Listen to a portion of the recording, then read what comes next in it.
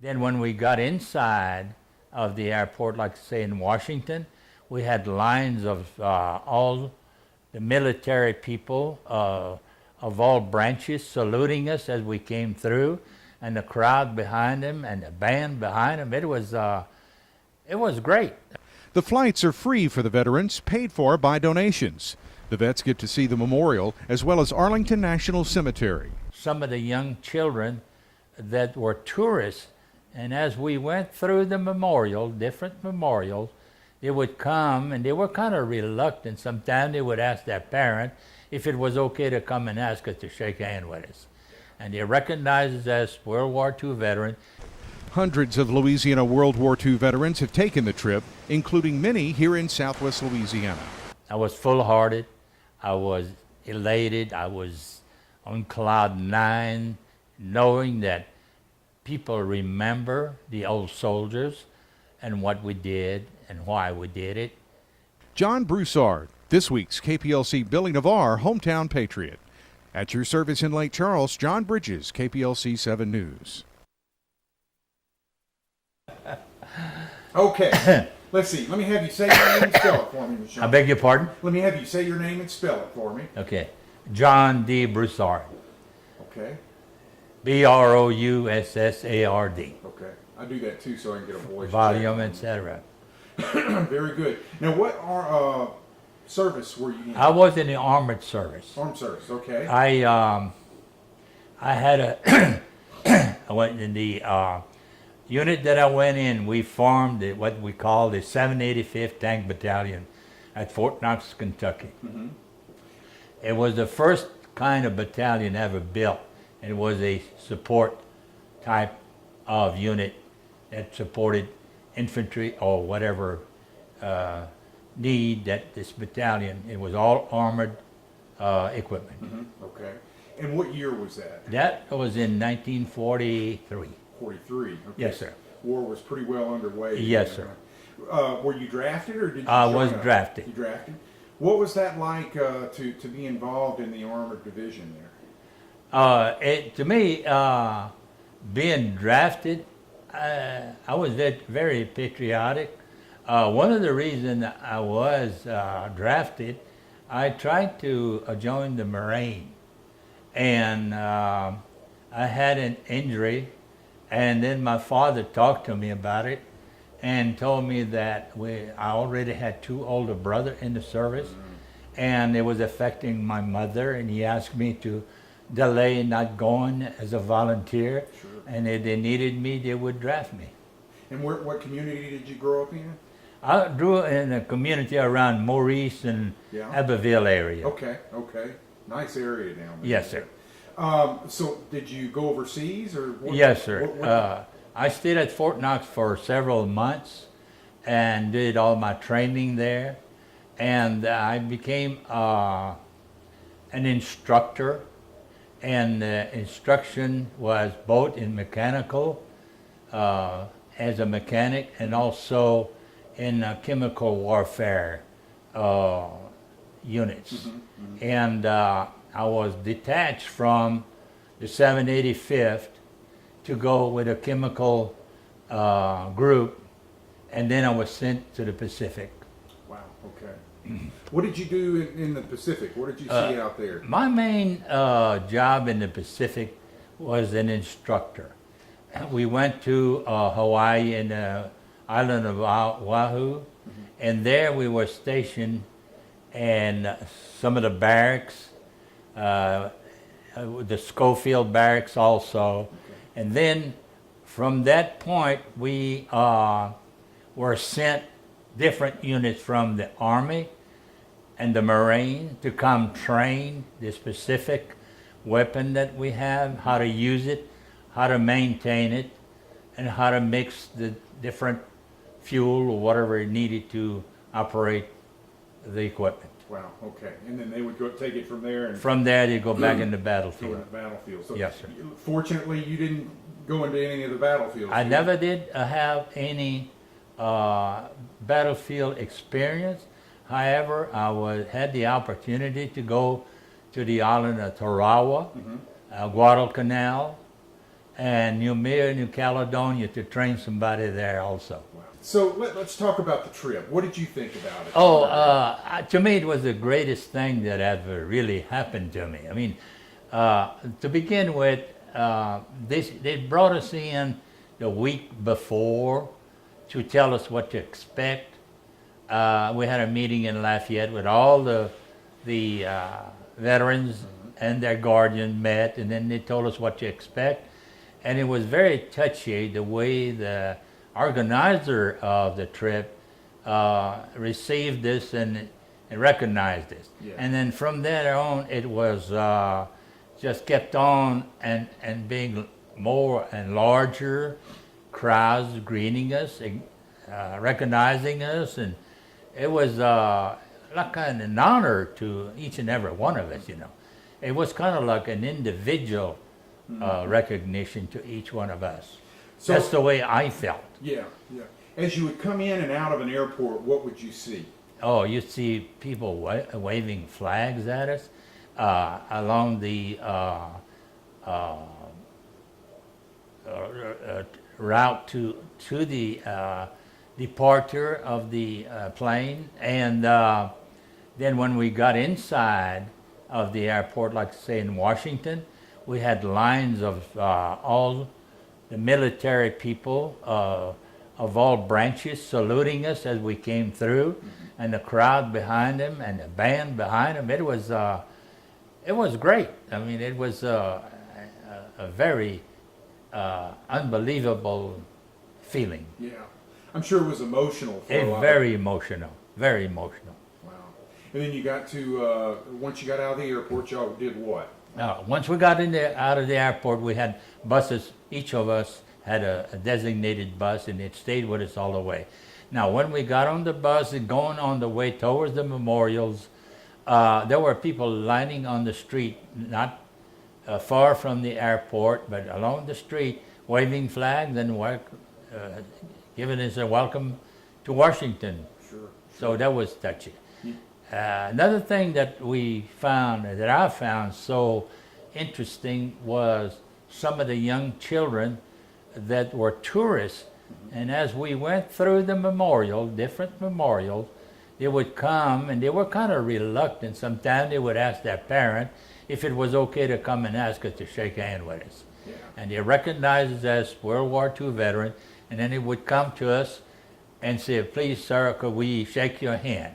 And then if you agreed, you didn't have to, but of course, to me, it was good recognition and something very special. And then they would say, "Well, thank you for your service." And that was the kind of the motto that they all used. Yeah. Thank you for your service. Yeah. And you got to see the World War II memorial, right? Yes, sir. What did you think about that? Oh, it's a great thing. And the way it was, I've been in Washington before several times. When Lynn and them were in Virginia, we'd go visit, and then we'd go to Washington.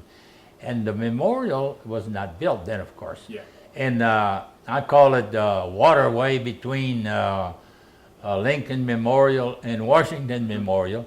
And it looked like they took part of the end towards the Washington Memorial and set this right in the middle, Yeah. built it up. And so when you look from Lincoln Memorial, you see the World War II Memorial, and then you see the Washington Memorial. Yeah. It's Yeah. a beautiful sight. It's laid out well. Yes, and sir. Yeah. So, and then did y'all go to Arlington? Is that part of it? We went to Arlington. Yeah. We went to, of course, to the unknown soldiers and changing off the guard, and et cetera. And we had a special commander of the guard that was from Louisiana, and they had a special Louisiana wreath. And during the change of the guard, when the wreath was changed, they took the Louisiana wreath and put it on Yeah. That was neat, Yes. especially for y'all. especially for us in the Louisiana area. Yes, sir. So, what did the trip mean to you personally when you got back? Now that you're reflecting on it. It's hard to describe. I was full-hearted. I was elated. I was on cloud nine, knowing that people remember the old soldiers and what we did and why we did it. and it's almost undescribable. Yeah. And you were kind of telling me before, growing up, you were from a family that couldn't afford to That's- meet you at the station or whatever. Tell me that story. Well, we were sharecroppers. We worked on shares, like for instance, you'd get a percentage of the crop that you would the people would own the land. You might own your mule team, etc., because there was no mechanical machinery then. And then you raised cotton mostly, and we were in the cotton country there around Maurice, Youngsville, Melton, all these little areas, and we were just poor. And then of course the depression and everything that didn't help at all either. And my mom and dad was on the farm, and they had no transportation. Yeah. And very little money for the expenses that they might have. So this was your homecoming. Yes, sir. Yeah. Yes, sir. Yeah. Very proud to come back, but knowing what we were coming back to, Yeah, sure. Is there anything else you'd like to tell me that I hadn't asked you? Well, there's a lot of things. Yeah. I'm sort of on the nervous side. I'm not a public speaker, That's of course. okay. You're doing great. And it's been a wonderful experience.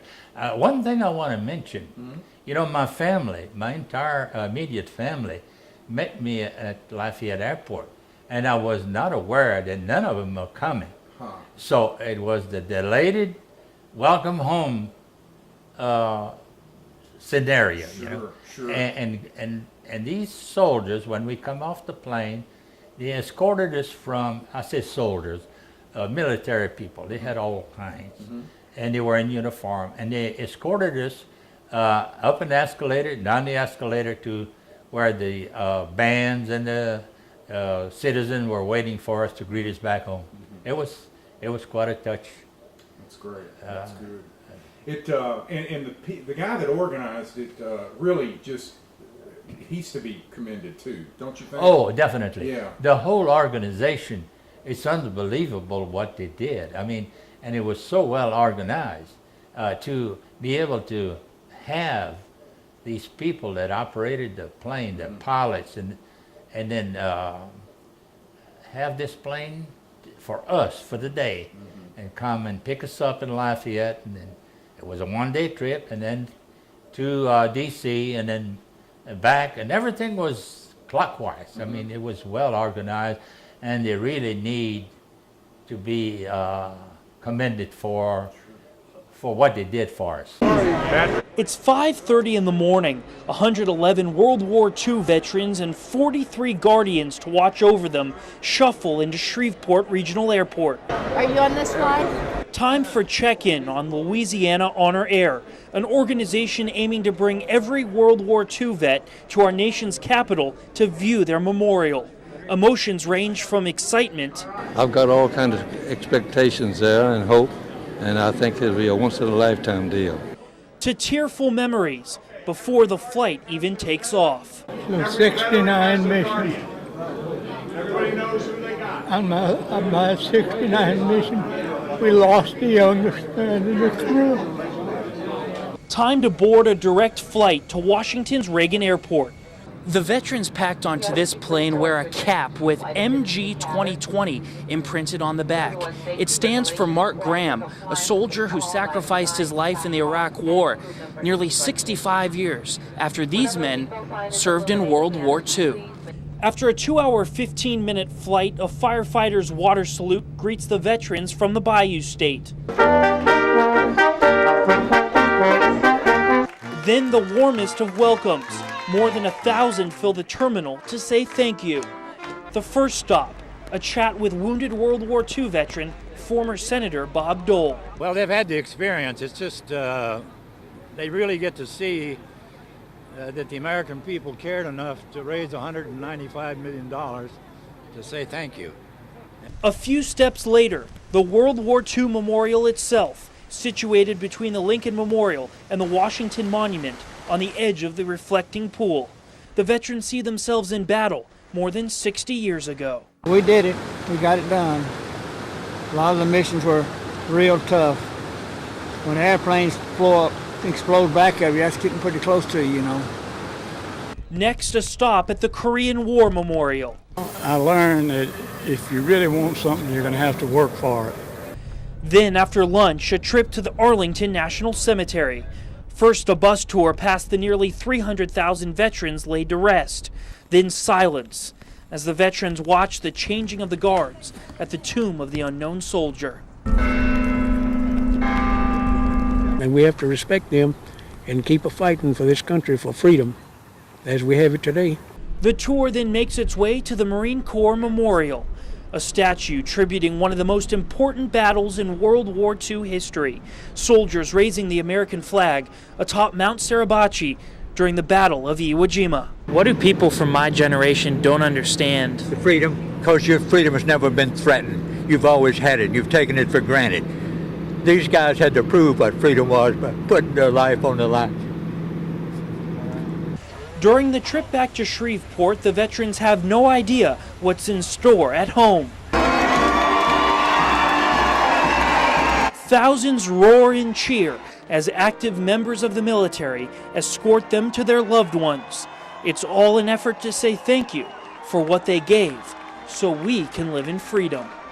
Ben Wolf, KSLA News 12. The Marine Corps. 3 veterans of World War II sharing memories, not only of the war, but of their trip to the World War II Memorial in Washington, D.C. It was just good to see so many fellows that are close to our own age and the camaraderie that exists between the groups over the years. The one-day trips to Washington are free, paid for by Louisiana Honor Air, which wants to give every vet a chance to visit the World War II Memorial. Made it feel real good. And the World War II monument is a thing of beauty. Senator Bob Dole is there every Saturday greeting the veterans. I have a picture with him. The trip also takes in Arlington Cemetery and the tombs of the unknowns. It's so impressive you can't even think. It's magnificent. 4 veterans take part in a wreath laying.